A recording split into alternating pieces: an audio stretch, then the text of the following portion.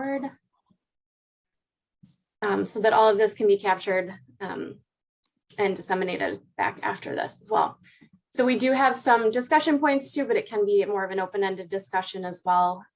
If everyone can use the raise hand function in the bottom of the screen, this kind of helps us from keeping talking over each other, which can be a struggle in a group of this size. Function. So on the bottom of your screen, kind of on the bottom. It's in the reactions. It's in the reactions section. It's not straight up on the bottom. So go into reactions and then you should have access. Reactions. What are they talking about? Under the reactions, there should be a raise hand button that you can use if you'd like to make a comment or have a question. Under the I'll just play around with your screen here. Well, If you're not able to find it, that's okay too. We can just try to. Oh, raised hand. Yeah, that should be fine. So I will start with sharing my screen. Can everyone see my screen? Should say breakout discussion. Great. Okay. So we first just kind of have some questions, as a blank. So this could be, what you do for a living, or if you're a resident, or if you're a parent, anything that kind of you can use to define yourself. What is your highest priority for the Summit Avenue Regional Trail? And then the second question on here too is just asking about where you see the most opportunity to enhance safety and accessibility for all modes and users. Where'd the raised hand go? You got it. Well, how do you get it? Put your cursor down there. Well, How about we could just start with Steve, Steve Ford. what? Steve Ford, you can go ahead if you'd like to make a comment. Yeah, well, I'd like to make 50 of them, but I'm gonna not do that. I have my wife and I have lived on Portland Avenue, a block off of Summit, for 46 years in the same house. I'm an avid biker. I have almost crashed because of potholes on Summit. And I'm not very happy about that. I'm even riding on Grand Avenue now more because Summit is so dangerous, even though the cars are dangerous on Grand.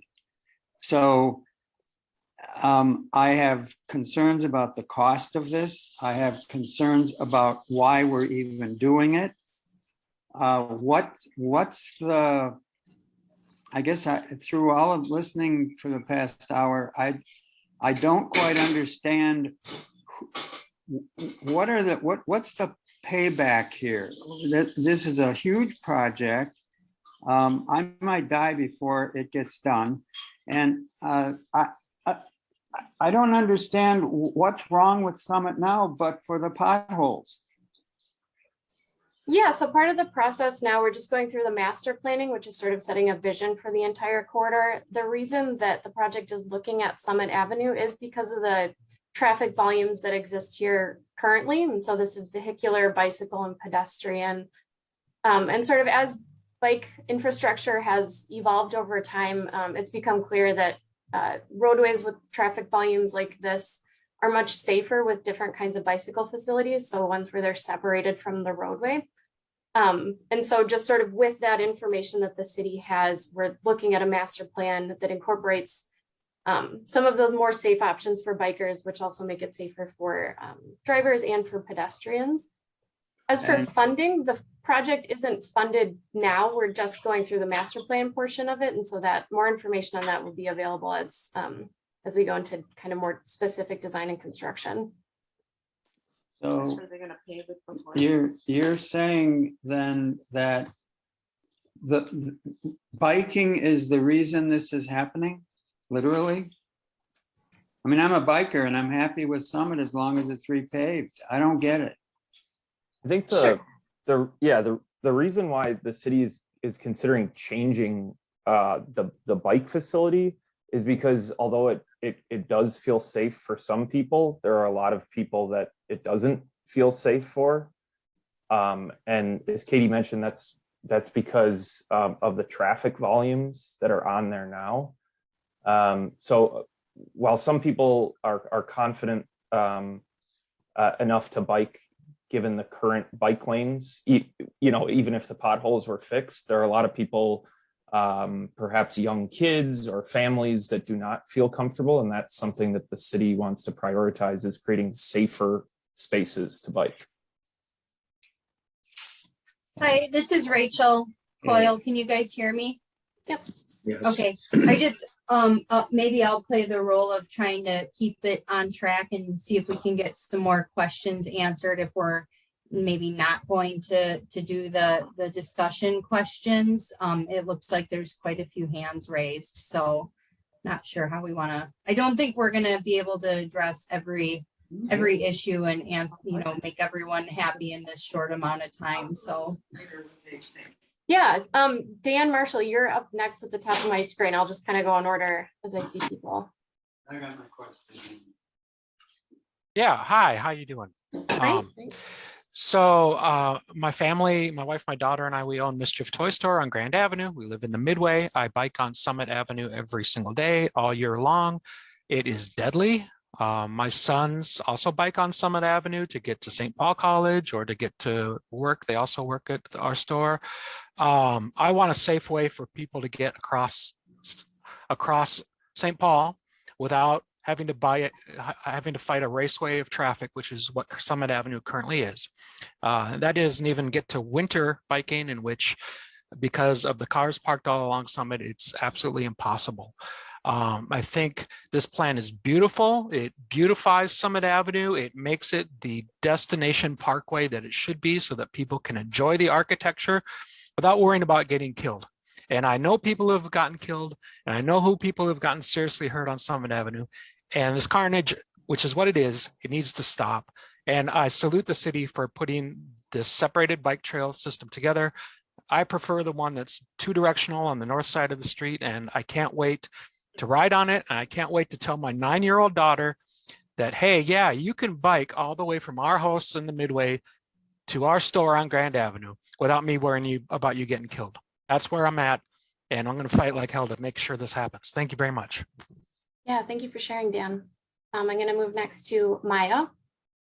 Hi there, my name is Maya Honeywell. I live at 790 Summit Avenue, Dan. My family is consistently supporting Mischief, so we're glad to be here. And my boy is playing with a slinky on the regular. Appreciate that. Say, I bought this property when I thought that in the backyard, the tallest thing that would go into my backyard was 40 foot tall. And that would only be like a 20 by 20 component for securing a retail building. I also bought this property, and I own 2 properties on Summit Avenue. I pay tens of thousands of dollars a year in taxes. So now that you're selling out Grand Avenue to spot development and 6-story apartment buildings, and you're going to take our boulevard and our mature trees, who do you expect is going to pay $24,000 a year in taxes to live here? You're alienating a great deal of people.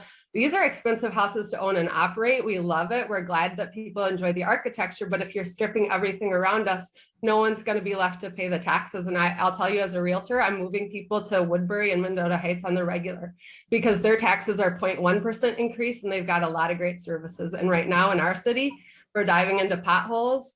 They're selling our backyards. They're disintegrating our front yards. And I'm greatly concerned about who's going to be left to take care of St. Paul that's actually footing the bill. And that's not just for the tax. I'm not talking about just for this bike path, but why are we building something to maintain when we don't even maintain what we have? Thank you.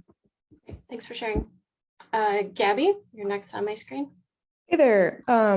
I am Gabby. I live with my wife, and we just bought a home in the Frogtown neighborhood, and we commute not to work. We work from home, but we bicycle to grocery stores and restaurants and to see our friends and our friends with their kids. And we would love the safe, separated bike infrastructure. And if there is a possibility to consider like elevated crosswalks for pedestrians as they're crossing those car lanes, as well as plowing into the center median so that the bike lane stays free of snow, so that it's not as much maintenance for the snowplow drivers to have to maintain that. That would be a great thing. So yeah, elevated crossings and separated bikeways is what makes us feel safe. I'm not an avid cyclist like many of the folks in this call, but I like to bike to the gym and to the grocery store and not feel like I'm going to get killed by a car. So thanks. Great, thank you. Nick? Hi, I'm Nick Marcucci. I live near Summit. I live on Summit near Dale. My concern is the speed of cars on Summit Avenue. It's outrageous that no one is doing anything about that. My concern is the loss of trees and the loss of parking in our area. You mentioned that 75% utilization, but now you're talking about eliminating 50% of the parking in that area. Those are my concerns. Thank you. Thanks, Nick. Ben? Hey everybody, I'll follow the format. As a parent that lives a block off of Summit, my highest priority for the Summit Avenue Trail is safety. We live on Portland and our daughter goes to daycare on Grand, so we're biking along and walking across Summit almost every day. We wish that we felt safer riding with her in a bike trailer, not feeling like we were going to get run over, feeling like it was safer to cross the road. You get a higher percentage of cars stopping for you when you have a stroller, but only a little bit. So I think that bump outs, elevated crossings, and a completely separated trail are all things that would go a long way toward making it a place that works for people of all ages. So really, really grateful for what St. Paul has put together here and really excited about this plan. Great, thanks. I would like everyone to continue with their comments. I'm just going to also kind of change what's on screen here. One of the things we've been discussing is a two-way bike facility versus a one-way facility. So if anyone has comments about this too, include those in your in the discussion too. We'd love to hear from you. So next is Joshua.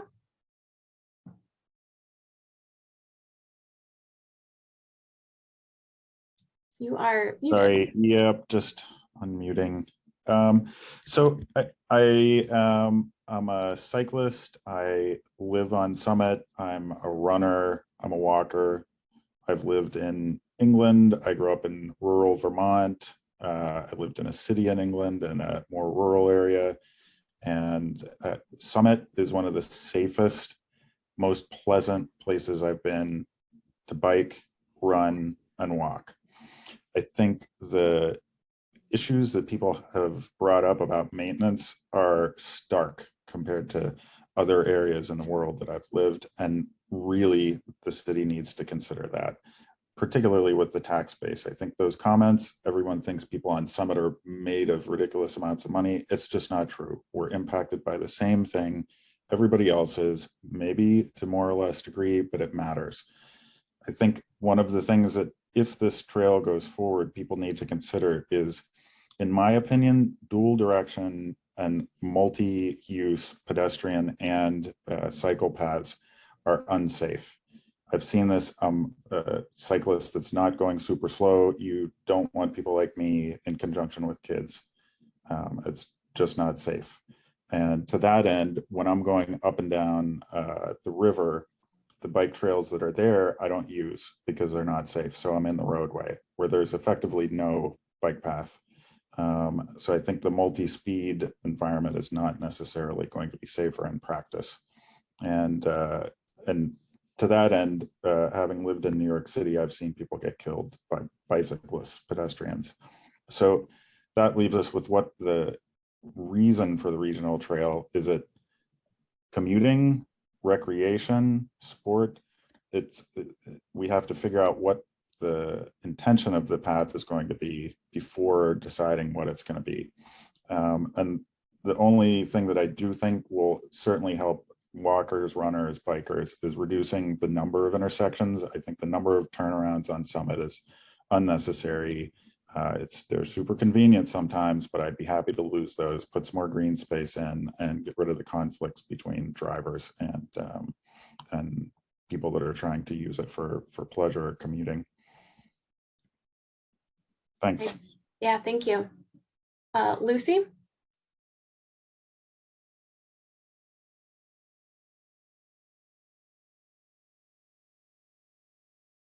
All right. I'm a walker. I'm old.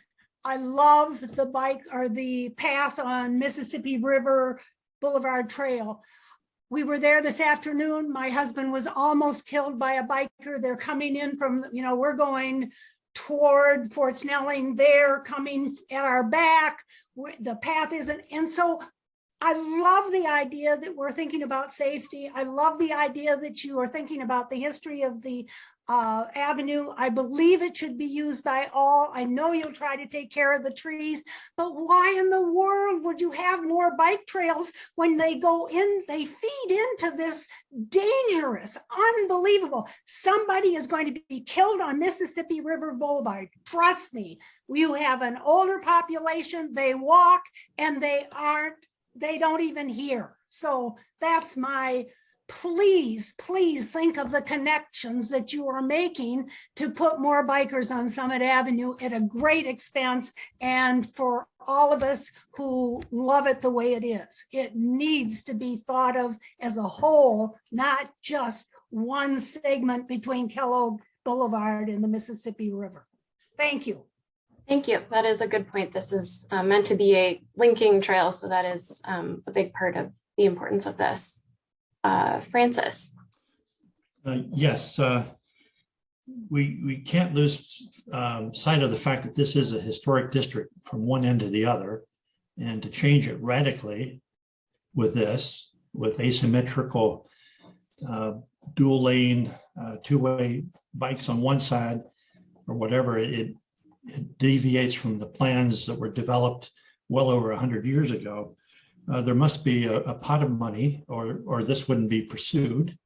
That's not been addressed here, but there's got to be something out there that will help pay for this, and that must motivate it.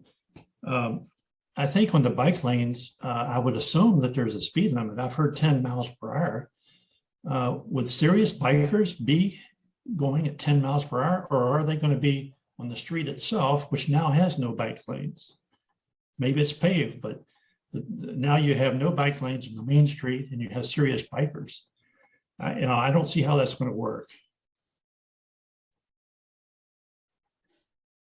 Yeah, we do appreciate that comment too, and that is something we've heard a lot of too. And the bike facilities that are proposed as part of a regional trail do try to capture a larger audience of people with various abilities too. But we certainly hear you, and we're certainly taking that into consideration. Paul? Hey, oh, sorry to interrupt. This is Rachel again. I think we might have missed Steve Ford, and if the people who have spoken could put their hands down, that would help too. I'm trying to take notes on everyone. So thanks, Rachel. So yeah, maybe we'll go back to Steve Ford if you have a question. Doing? Oh, do you hear me? Yep. Yeah, I think I basically said my piece. I'm not sure. Did I have my hand up when I shouldn't have when I was finished? Oh yeah, sorry. You were the one who spoke first. Never mind. You just were on the list still. Okay, carry on. Yep. All right, we'll move to Paul then.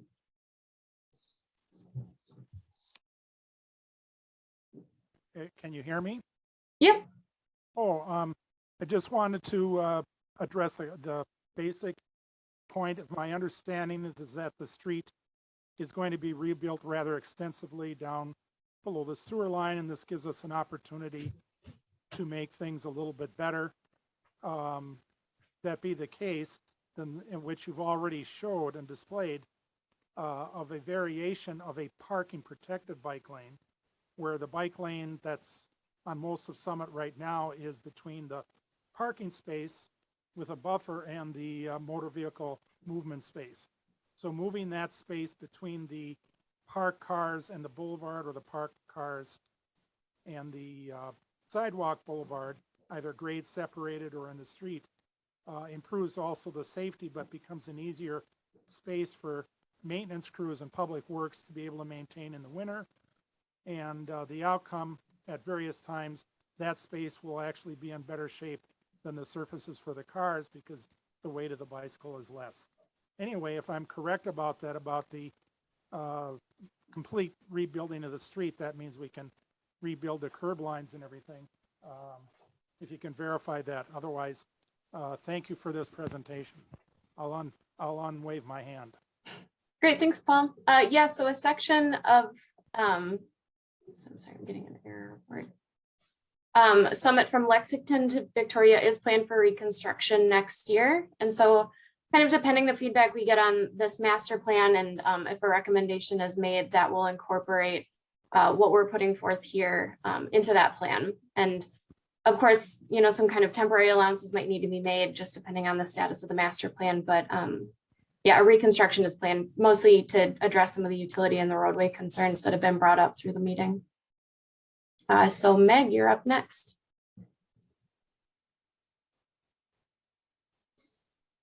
Hi, thank you. I just have just quick comment that I appreciated the presentation that you folks started with. It sounds like the message that folks are not willing to stomach more tree removal has been heard loud and clear, and I appreciate that. Oh, I should back up. My name is Meg Dorr. I live in the West 7th neighborhood, but I do bike and walk on Summit Avenue pretty regularly. I think of the visions presented, I support having a separated two-way bike trail and then the car traffic 2 ways in 1 lane.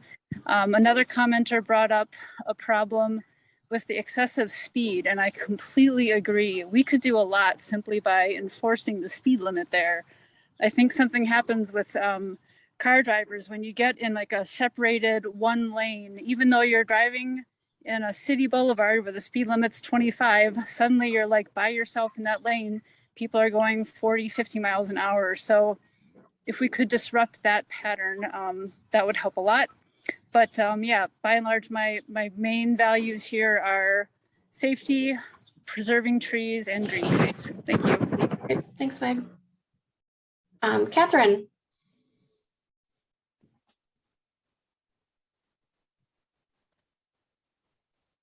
I'm a 40-year resident of St. Paul and currently live on Grand Avenue.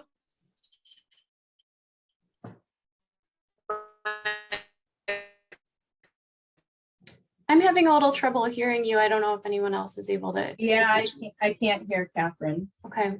No audio. Priorities are the safety.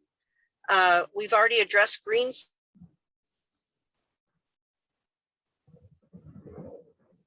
You're kind of cutting out, Catherine. I hear you talking about safety and green space, I think.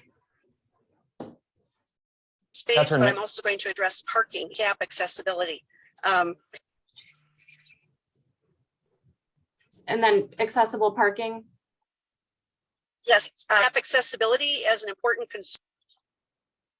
Handicap mobility challenges that use walkers that may need to access a vehicle, for example. Handicap accessibility is an important priority. The problem area seems to be between Lexington and the cathedral. And can there please be an option to look at one-way traffic from Lexington to the cathedral heading from west to east, which would free up space for the bike lanes and for parking on both sides of the street.